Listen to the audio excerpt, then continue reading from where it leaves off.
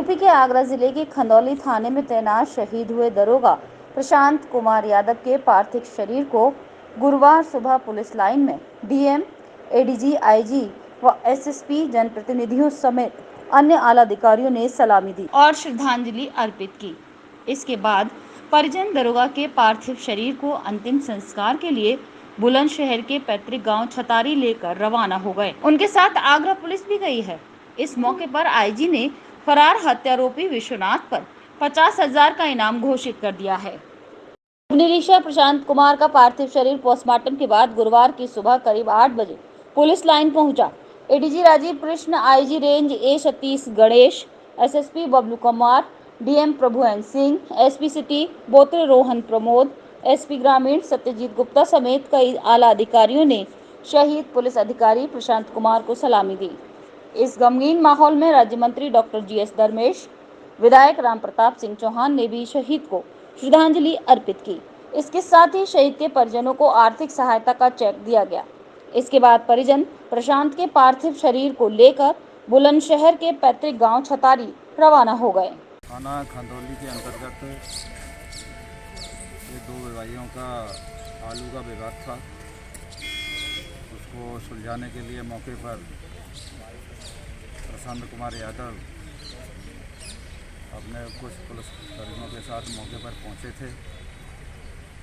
उनकी उम्र भी ज़्यादा नहीं थी, 32 साल थी मात्र।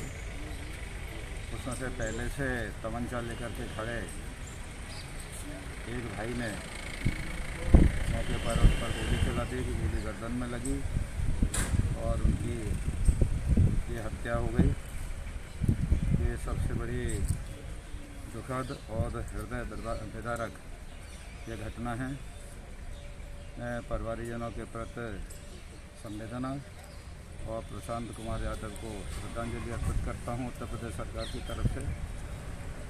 और माननीय मुख्यमंत्री जी के द्वारा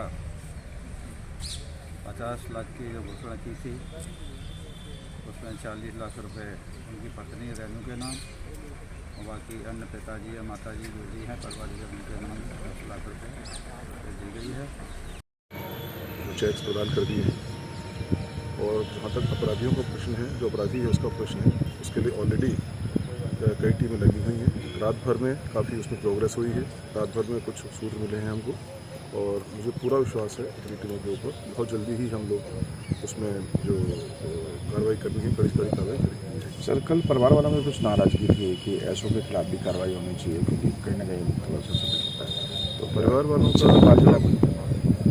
परिजनों का दुख और नाराज़गी दोनों ही स्वाभाविक है। और जो भी बिंदु आएगा कि अगर कहीं तक किसी प्रकार की लापरवाही होगी तो उसमें भी कार्रवाई की जाएगी। बट अभी जो हमारी प्राथमिकता थी वो पहले तो परिजनों को सांत्वना देना, सैनिक सम्मान के साथ बॉडी को विदा करना और मुलजिमों के खिलाफ कार्रवाई करना, और जो भी कार्रवाई की जाएगी। शहीद उप निरीक्षक बुधवार शाम दो भाइयों के बीच आलू की फसल के बंटवारे को लेकर हुए विवाद को सुलझाने के लिए गांव नेहरा गए थे। दरोगा ने देखा कि विश्वनाथ तमंचा दिखाकर आलू की खुदाई कर रहे मजदूरों को धमका रहा था। पुलिस को देख वो भाग निकला। जब दरोगा प्रशांत ने उसके पीछा करके पकड़ना चाहा तो उसने गोली मारकर प्रशांत की हत्या कर दी और मौके से भाग गया। दरोगा की हत्या की सूचना पर पुलिस के आला अधिकारी मौके पर पहुंच गए। अपने बेटे के शहीद की जानकारी मिलते ही उनकी पत्नी और मां अपने 4 साल के मासूम बेटे पार्थ को लेकर सामुदायिक स्वास्थ्य केंद्र खंदौली पहुंच गए थे। उनका कहना था कि प्रशांत को विवाद की सूचना पर फोर्स के साथ क्यों नहीं भेजा गया, अकेले ही एक पुलिसकर्मी के साथ भेज दिया। वो हत्यारोपी की गिरफ्तारी के बाद ही शव के पोस्टमार्टम की बात कह रहे थे। शहीद के फरार हत्यारोपी विश्वनाथ पर आईजी ने 50,000 का इनाम घोषित किया है। उसकी जल्द गिरफ्तारी के लिए 10 टीमें लगाई गई हैं। पुलिस ने 20 लोगों को हिरासत में लेकर पूछताछ की है, लेकिन उसका सुराग नहीं लग पा रहा। आगरा दरोगा हत्याकांड ने एक बार फिर से बिकरू हत्याकांड की याद दिला दी है। आगरा से दीपक श्रीवास्तव की रिपोर्ट।